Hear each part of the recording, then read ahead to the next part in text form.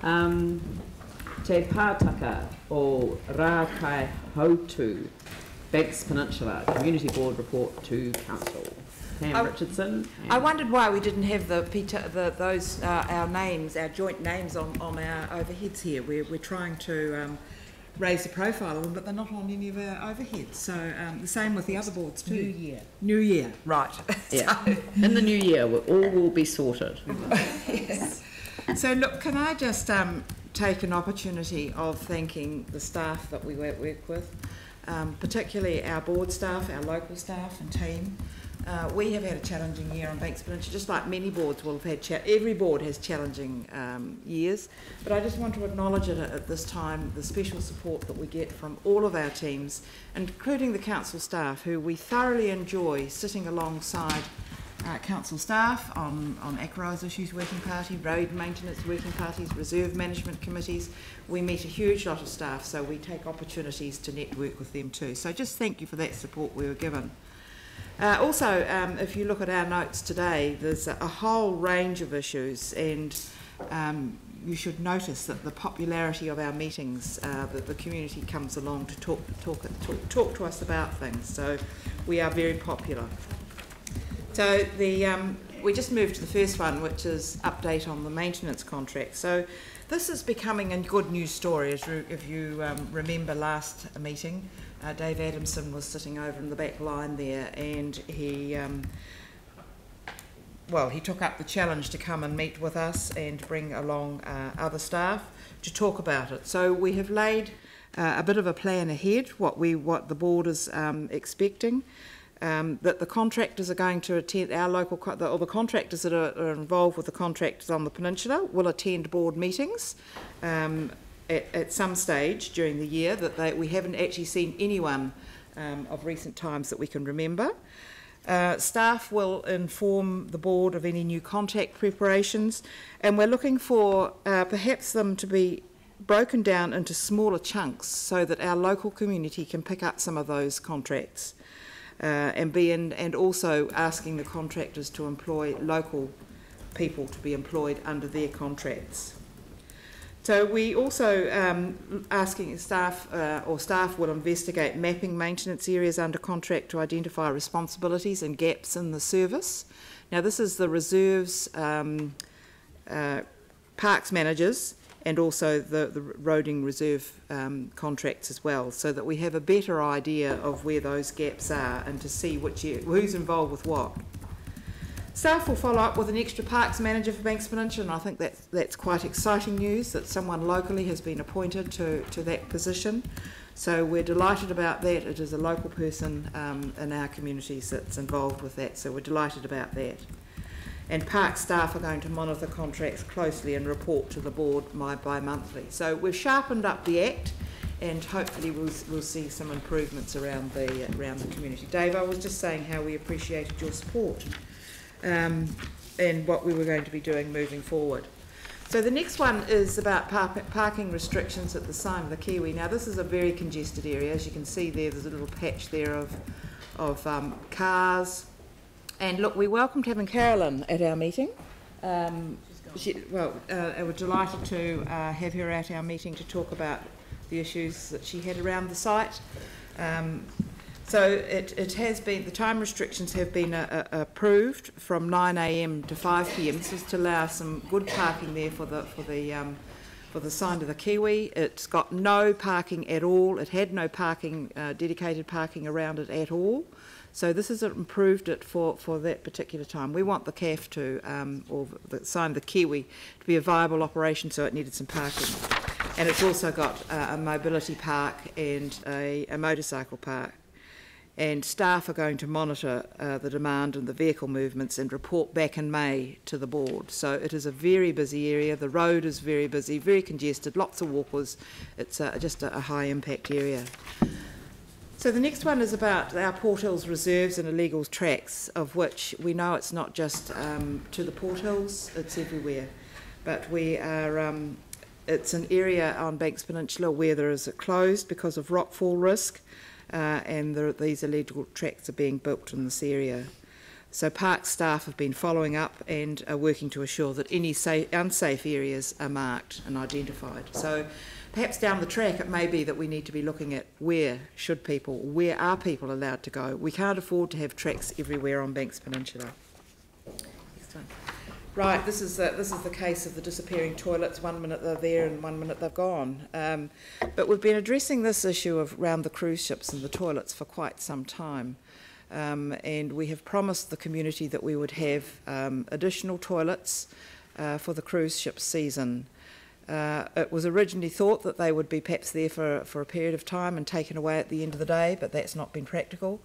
But now, I'm delighted to say, but it's been resolved yesterday, that the toilets have reappeared again, despite there being two cruise ships on Saturday, when there were over 8,000 passengers, or 8,000 crew and passengers sitting out on the middle of the harbour. So it's the cruise ship season is frustrating a number in the community, and Andrew and I spoke at a meeting, or I attended and Andrew spoke at a meeting on Saturday, the Rakaihautu Civic Trust AGM. And it was an opportunity for the community to come along, and there was well over 100 people. You know, there are only 600 people in Rakaihautu permanents, so there were well over 100 people that have joined that meeting. So I think it shows the concern of our community of the cruise ships, and the toilets are just part of it, but there's a whole range of other issues that we need to resolve. And hopefully we're working more closely with the Council on Environment Canterbury to resolve some of those issues. Lovely picture of our old Rakaihautu Heritage Building, the Gaiety in Rakaihautu. It doesn't always look like that. I think that might be polished up a bit, but it's a lovely old building, and it unfortunately is having some more repairs done on over the Christmas period.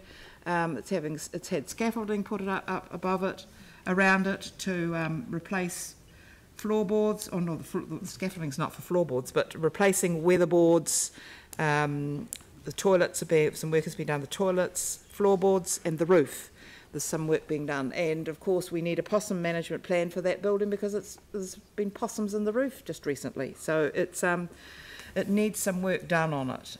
But unfortunately, it's over the holiday period when people want to use it. And the council are working with the community to ensure that it can actually remain open, and so we need to watch that closely, what's going on. So it's also having a bit of a lighting upgrade because it's got such high lighting in the ceiling of the building, and you need scaffolding inside the building to do that, and it's having treatment for borer. So there are increasing numbers of people using the building, but it's just a bit of a hiccup having this sort of over the time when people do want to use it. This one is a good news story as well. It's around the activation at the Littleton Recreation Centre. I'm not quite sure whether you all know where that is. It's on a back street in Littleton, magnificent view, huge sports complex that the community has been challenged with. Use it or lose it, I would say, but get into gear and make sure you're using it more often. Take the opportunities along to look at what other opportunities you could use it. So over the last year there's been a 50% increase in usage, so that's great. It has more use, there's volunteers at the desk of it, they're welcoming, and we're looking at a strategic plan being completed. And there's a proposal that the community-led organisation leads it to manage the centre into the future. So Project Littleton were awarded a community resilience partnership funding to activate the Littleton Centre to get all this underway. So it is a good news story. Things are taking place. So what's the next one? That's it.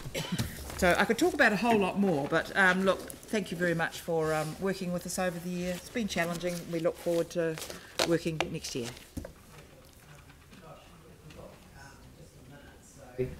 Aaron, Dion and Yanni. Oh, it was just to follow on from that stunning image of the Gaiety Hall, that it is such an incredible looking building, but most people in Christchurch wouldn't know anything about it. And each year they have the Bird of the Year competition. I think the council should have within our own region the Building of the Year, and they compete, and each ward puts them forward what they think are the best ones, and because that way it would highlight some of the incredible work that's been done, especially post-quake, because there's a massive amount of incredible buildings that no one knows about. So why own them if we don't celebrate them? So it's just a suggestion going forward when you see an image like that. Lovely, thank Lovely. you. Dion?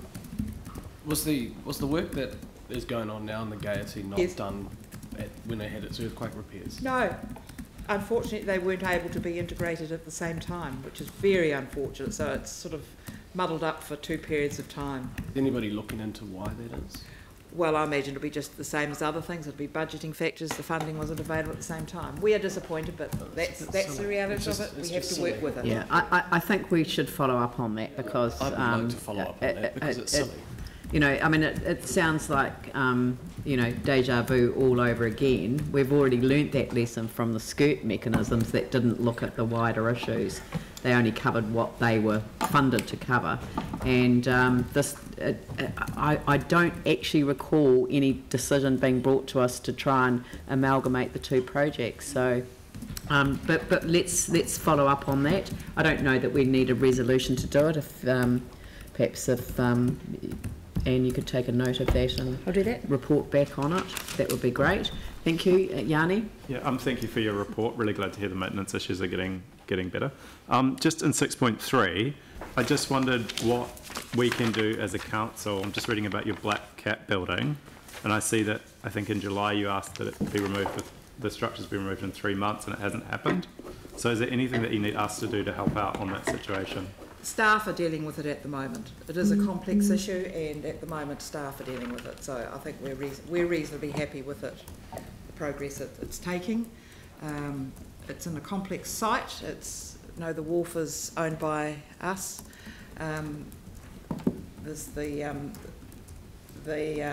Black Cat is on over an area that's administered by Environment Canterbury, so it's just a complex issue that we need to work with, and the district plan doesn't relate to some of it, and some area of it does, but we're working through it, and the City Council team have it under control. Right, so when do you expect the non-consented structures to be removed? Do you have a time frame? All I know is that the staff are working through it. Excellent. Well, thank you very much for your presentation, and thank you once more for all that you do. You're, you know, it's just fabulous, and I really appreciated I saw the coverage on the news on Saturday night about the meeting that was held in Akaroa, and then to talk through, the response from staff to try and address those issues going forward, I think is helpful. Just a little bit sooner might have been better, but we're onto it, so it's really good. Thank you. We now need to address issues in Littleton so that we're all looked after and managed well for the cruise industry and other tourism opportunities. I agree. So Andrew, you'd like to move the report? Yep. Seconded by Dion. I will put that motion. All those in favour say aye. Aye. Those opposed say no. That's carried.